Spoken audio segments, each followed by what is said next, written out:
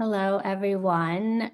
Thank you for being here tonight. I am Heidi Parker. My pronouns are she, her. I am the Community Initiatives Manager, and I am your Zoom host today.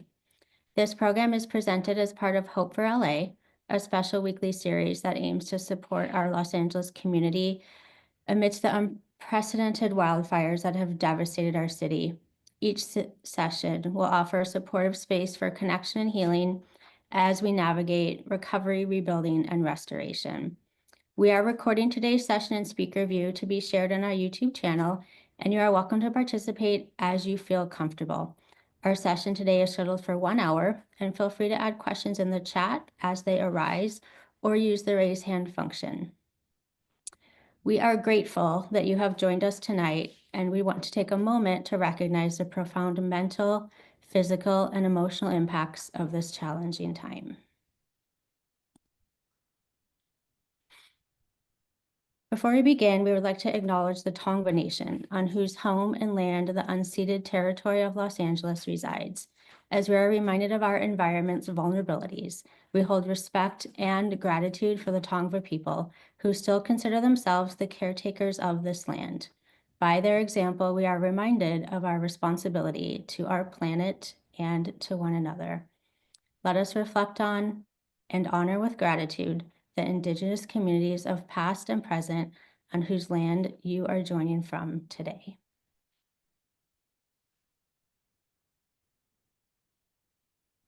I would like to welcome Dr. Jessica Bianchi and Amber L. Cromwell. They have been collaborating in the field of art therapy for 15 years, and together they hold over 30 years of experience as artist educators working in the community sector. After witnessing time and time again a deficit in mental health resource due to cost, mental health worker shortage, and/or cultural stigma, they wanted to explore how to create more accessibility and share tools they've learned as mental health professionals with a wider audience. They created recipes for connection as a way to share their experiences, combining psychology, education, and the healing benefits of the arts to support youth in connecting to themselves and their community. And I will turn it over to them. Thank you, Heidi. Good evening, everyone. It's nice to see some familiar faces.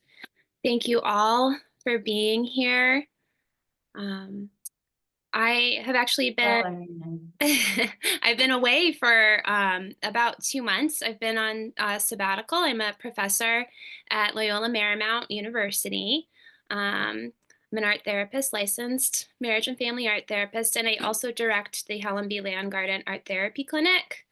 And I've been away, and I flew in to Los Angeles after about 2 months. I flew in on Thursday evening, and so it was quite chaotic. And within that, yes, there was chaos and fear and sadness and grief. But really, what I noticed too was this community, people coming together, therapists, educators, prophets, first responders. It's just been incredible to see how our giant city can come together like this. So thank you for being here. I am here representing with my friend and colleague. I'm here representing our organization that Heidi introduced so nicely, Recipes for Connection. And our goal is to really help folks to connect to themselves and others. And so thank you for being here to do that work with us. So I'll turn it over to Amber.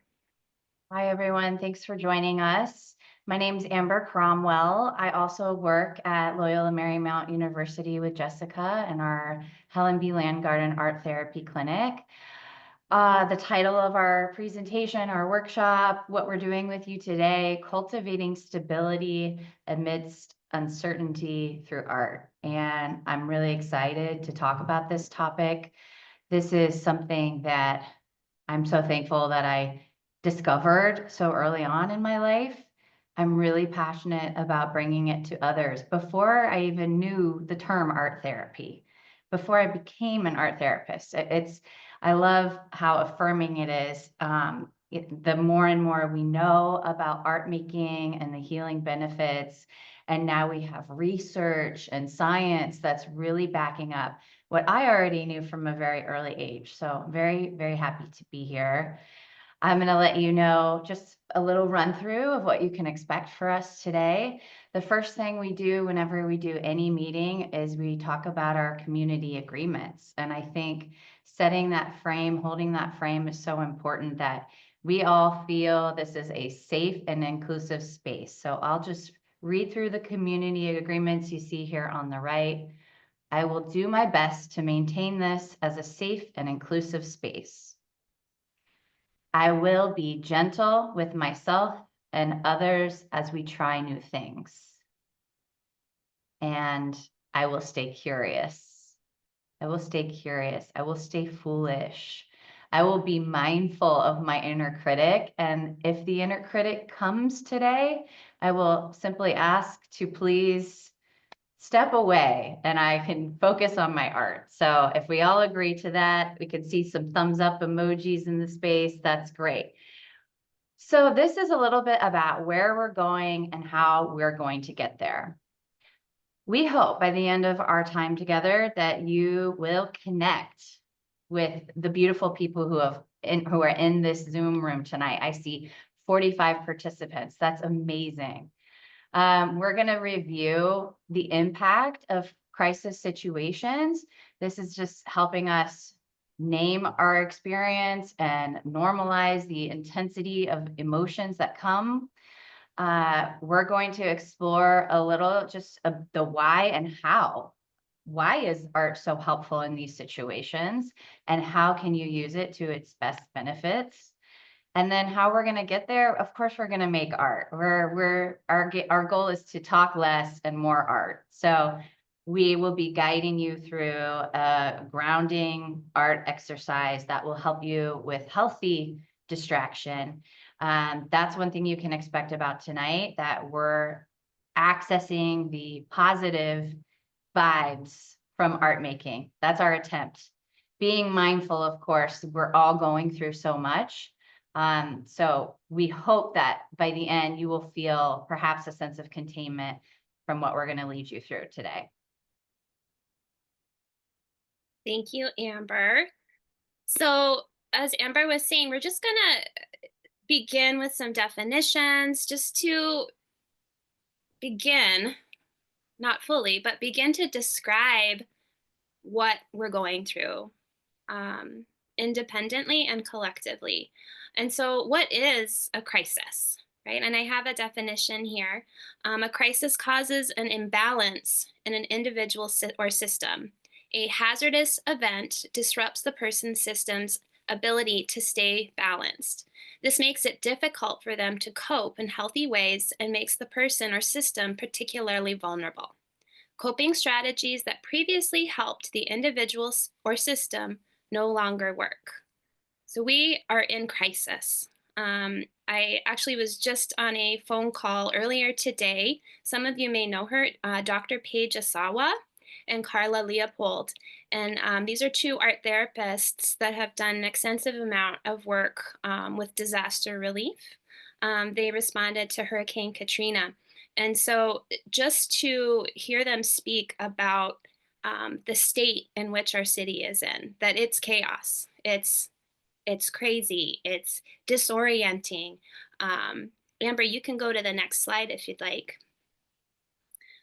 These are some words, some feelings that come to mind when we think of crises.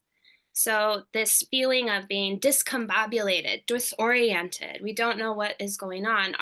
We have been traumatized in a way that our central processing system has gone offline, and we are attempting to come back together, come back to center. And so take a look at this word cloud, if you will, and see if you can find one that really resonates with how you might be feeling, or if you're a practitioner, how maybe some of your clients or students might feeling, and just pop it in the chat if you wouldn't mind. What word resonates with how you or the people that you're working with, maybe family, friends, how they might be feeling?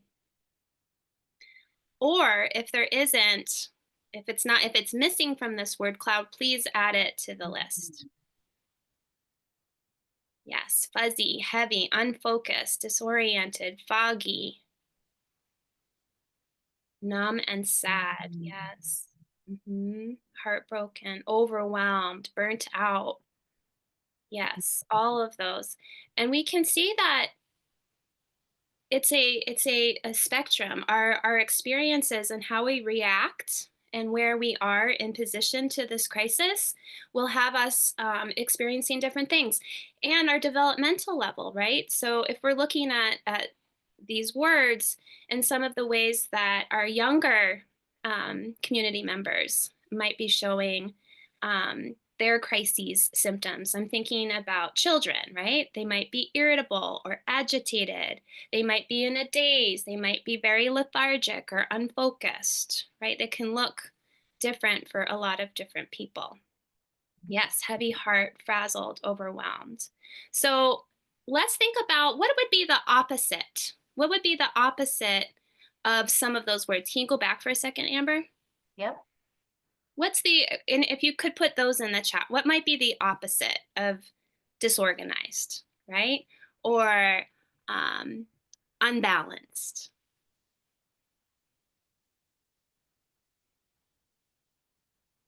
Yes. Grounded, clear, centered. Yes, I see a lot of clear. Interesting. Yeah. Light. Mm-hmm. Solid. Solid. Yes. Harmony. Harmony. These are great. So, okay, now you can go to the next one. Thank you, Amber. So I like this sense of maybe we don't feel that way now, but if there is something that we can work towards, right? It's easier to get somewhere when you know where you're headed. So if we are feeling this kind of sense, like this person, when Amber and I were talking about this idea of trying to balance, we're kind of wobbling and then we're trying to come back to balance. We may be like spinning and we're trying to kind of come back, place our feet on the floor, our backs on the chair, right? We're trying to work towards these types of feeling states. This containment, feeling regulated, feeling grounded, and being in the present moment, even just momentarily, just for a moment. And so what is really helpful, my fellow art therapists on the call that I see, is that we can use the art as a way to replicate or to mimic some of these feeling states. So you can go to the next slide. So offering that sense of containment. So being mindful in our art during times of stress, we can get a sense of containment by making art. So we can actually literally make art in a box. We can use drawing utensils to create a boundary, a frame, and we can express and make art within that boundary. The containment that you experience on the page can then be felt internally. The art making can offer emotional regulation. So Amber is going to lead you through an exercise where we're using the art as a way to repeat patterns. Our brains like to know what's going to happen next. And so by repeating patterns, like deep breaths or like a heartbeat, it's really similar. When we repeat patterns on a piece of paper, it really calms our central nervous system. Grounding and healthy detachment. So even with just kind of tied to emotional regulation, grounding is a technique within emotional regulation that allows us to be out of kind of our heads and maybe on the paper, right? We're literally grounding onto the paper. We're taking our physical being and attaching it to a mark making tool on the piece of paper. And lastly, reconnecting with others. So now that we have a sense of containment, we're regulated, we're present in the moment, now we can be aware and present with other people. And as we know, that is very important during times of crisis so that you feel connected and not isolated. So, Amber, I'll turn it over to you. Yes. Overstimulated, someone put in the chat. Yeah. That word popped out at me. I think that we are overstimulated. It is very hard to see the imagery of the tragedy that's been unfolding here.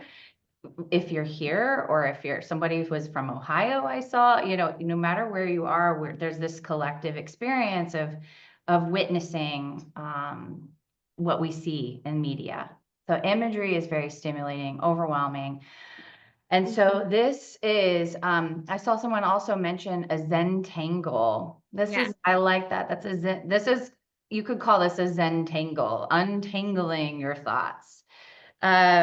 We are going to do something that will hopefully provide you that healthy distraction that maybe we're all seeking today. So to begin this, I like to start with a very quick grounding to the present moment, whatever that might mean for you. For me, sometimes it's taking that big breath, or maybe it's the morning stretch. So I'll offer those two options for you, but maybe there's another thing you like to do. I see you over there doing your morning stretch, or maybe you do both. I'm going to go ahead and do my big morning stretch as if I just woke up in the morning, and I'm setting a little intention for myself where I'm just going to breathe in calm. That's what I'm seeking to activate, to cultivate in this art making. I like to roll my shoulders, and I really like to feel my back on the chair. Yeah, sometimes the morning stretch will trigger a yawn, which I kind of love that too. That's our brain wanting more oxygen. So whatever that little mindful anchoring moment for you is, come back to center, setting that intention, telling yourself to be gentle as you go into this art session. All right, I'm going to stop the screen share so you can see my hands as I begin this, but you can see from the images here, we are going to be creating the frame. Art therapists, we like to say the framework for freedom. And sometimes just looking at the big white page can feel so overwhelming.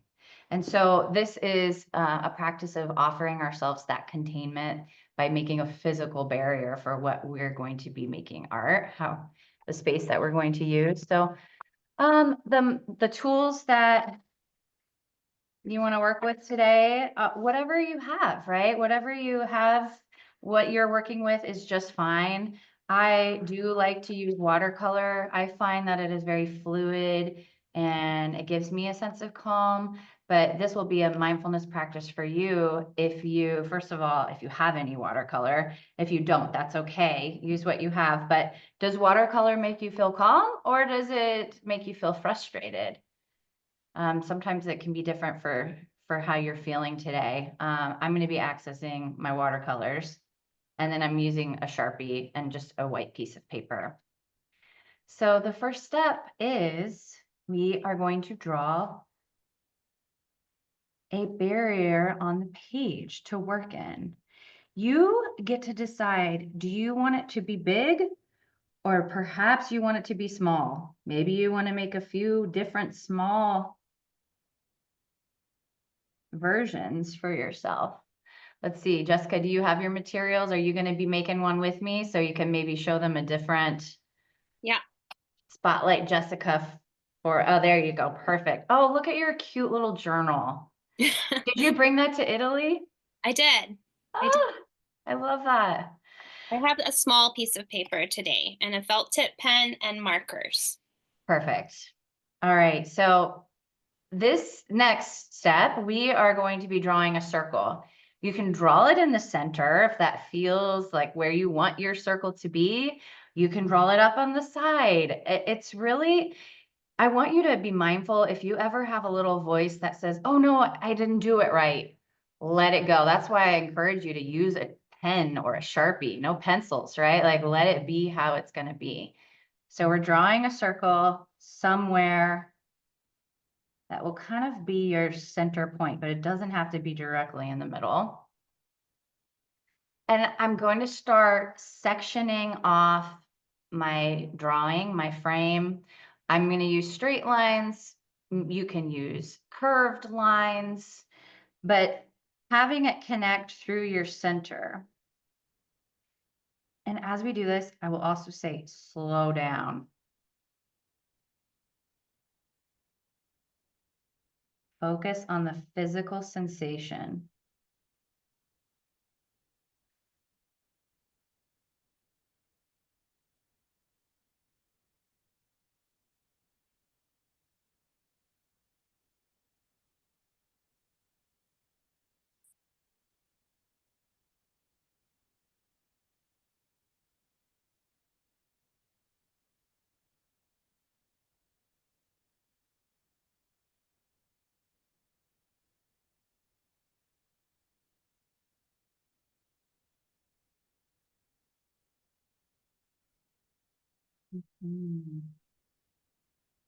Now that I have this starting to be sectioned off, I'm going to make a frame within a frame. So now I have my different sections, and I'm going to make even another barrier, another containment line that separates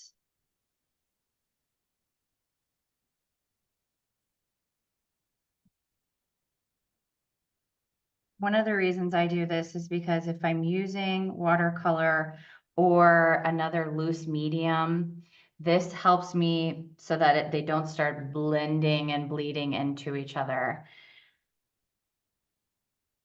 But I will tell you, do whatever your hand wants to do. Whatever feels right is right.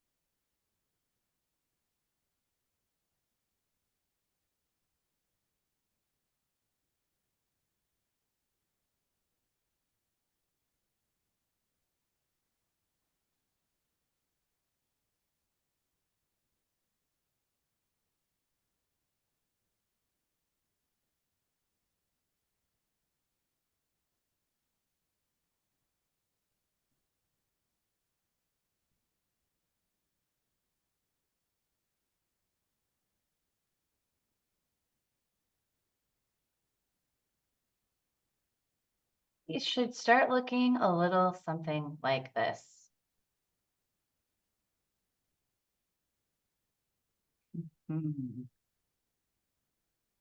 I will share with you that this is inspired by a book, a resource that I pull from often, and it's called Draw Yourself Calm by an art therapist by the name of Amy Maracle. Just to let you know, that is one amazing resource. This is full of little suggestions and tips for doodles. And I also saw that somebody very, very helpful put in the chat a link to more Zentangle doodles for you to try out as well. All right, we're all together to move on to our mindful doodle part 2. Use the center circle to create an image that centers you during times of stress. So in the beginning of our meeting, we put in the chat some of those items. So perhaps you can create a symbol, a shape, a color in that center. You can also put a word, a poem, a song lyric.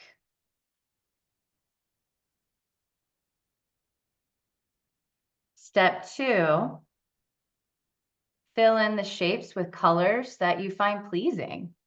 You can decide if you want a theme or just mindfully engage all of your senses. And again, doing what feels right. And then step 3, as you can see in the image there, this is where the repetition that we've talked about, that can be so regulating and so helpful for our brain. Our brains, we like this repetition. We do this naturally when we're on a call, right? We're on a call or we're in a class, and we notice our hands sometimes often doing these little doodles and these swirls. So we're going to be doing this. I am going to put on some music for you. If you don't like my music, just mute. Feel free to mute, turn up your own music, or if you prefer silence, that's okay too. But I'm going to give you more time for this. We'll be doing, I think, like 15 minutes, and we'll kind of do a check-in from there. Does anyone have any questions? Oh, great. Draw yourself calm is linked there in the comments. Since we are in this collective space, if you have the ability to tilt your screen, your camera, it's sometimes really nice to kind of look in our Zoom room and get to see the process. If you don't have that ability, that's all right too. All right, I will set our timer and share some music as we create.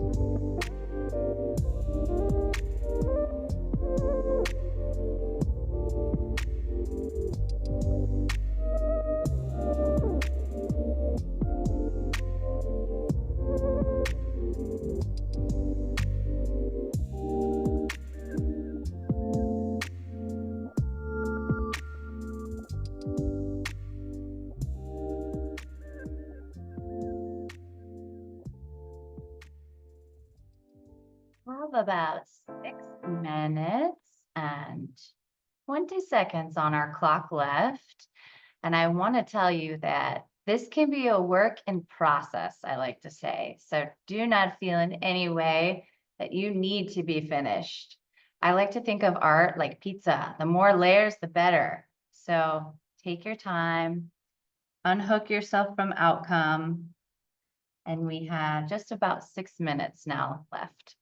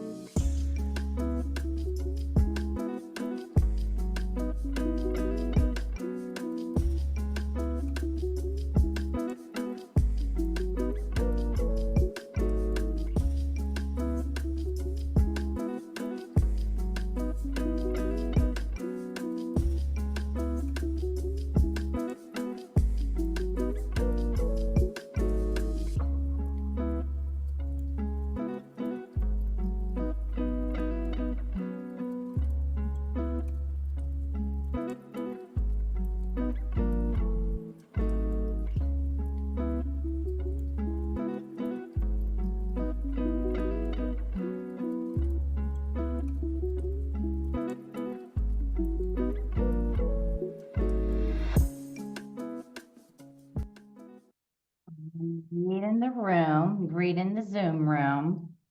And even though that was 15 minutes, I'm getting the vibe to add a little bit more time. I'm gonna add 5 minutes. I think we have time.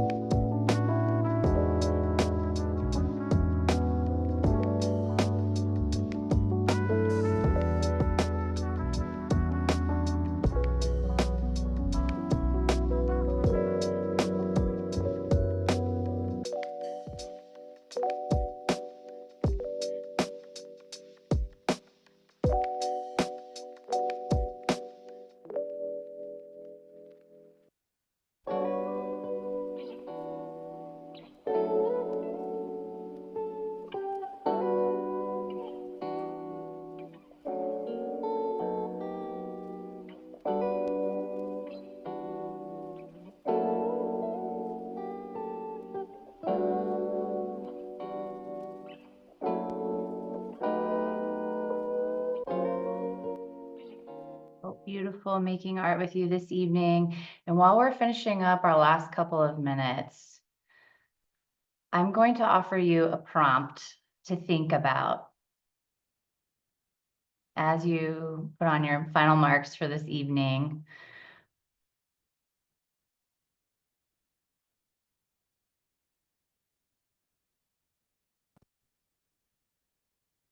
We encourage you to have a conversation with your art. So I'm going to leave these prompts up for you. You might want to write them down, or maybe just think, asking your art, who are you? What do you want to be called? What do you need me to know? What do you need me to do?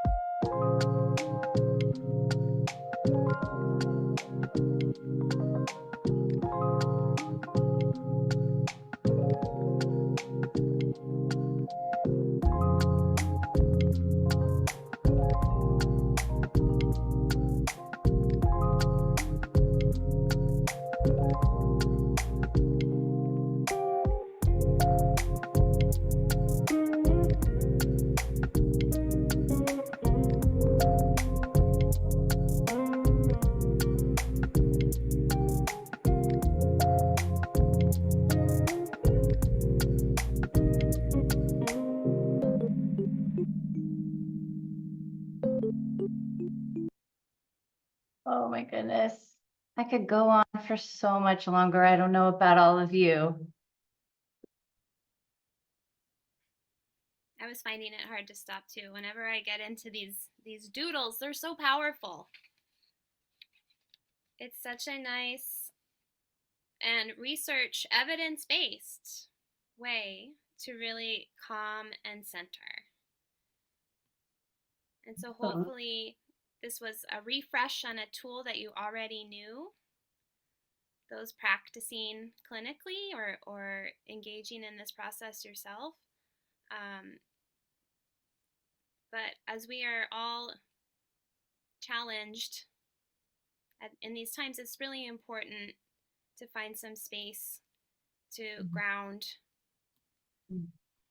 detach in a healthy way so that we can continue to show up for ourselves and others in the long term, because we're gonna need that. You know, there's an echo. Yes, true. And whoever put Lisa in, we don't need the research. We feel it. Absolutely. Yeah. I don't know why I'm doing. What? I don't know what I'm doing. I was gonna do a share, and then I'll stop talking. Do we all want to? I don't think we're not going to process. We're just going to have a, what do you call it, Amber? We're just going to have a witness. So if everybody or anybody, we invite you just to hold up what you've been working on. And there's something really regulating about watching somebody create art like this and witnessing and seeing this. Wow. Incredible. Thank you, everybody. Thanks for sharing that little piece of you. So I think we are at the end of our time with you all. We have a few resources that we can share in our presentation, but I also believe that Arts and Healing Initiative has been collecting so many resources. So maybe Heidi, if you want to share where they might find your resources, and I believe you also have an exit interview or an exit survey. We do. do. Thank you, Jessica. Jessica. I I will will put put that the link link in in chat chat for for the the resource resource page page that we that we created on created our on our website. website. I I think think I'm I in too. too. Um, Um, and and then then what I what will I will also also do, do, Jessica, is is make make sure sure we you send it send in it the in the follow-up follow-up email. email. And I And I will will put put the link link for the for the survey survey in the in the chat. chat. And And I also also want want to to just just have have everyone just make sure that you are staying. You know what? I'm going to mute you, Amber. Okay. That might help. Oh, I think it helped. Thank you. I will also make sure that any other resources that were in the chat are included in that follow-up email. And as I mentioned, I will be posting the recording on our YouTube channel tomorrow, so that it will be accessible then, and you can share it out with anyone that may not have been able to attend tonight. And I also want to just make just again, just gratitude for everyone being here, showing up tonight, for Amber and Jessica, for just taking time and sharing this just strength building and resilience building evening with us. And I do want to extend our appreciation to the LA Department of Arts and Culture. They continue to make these series possible.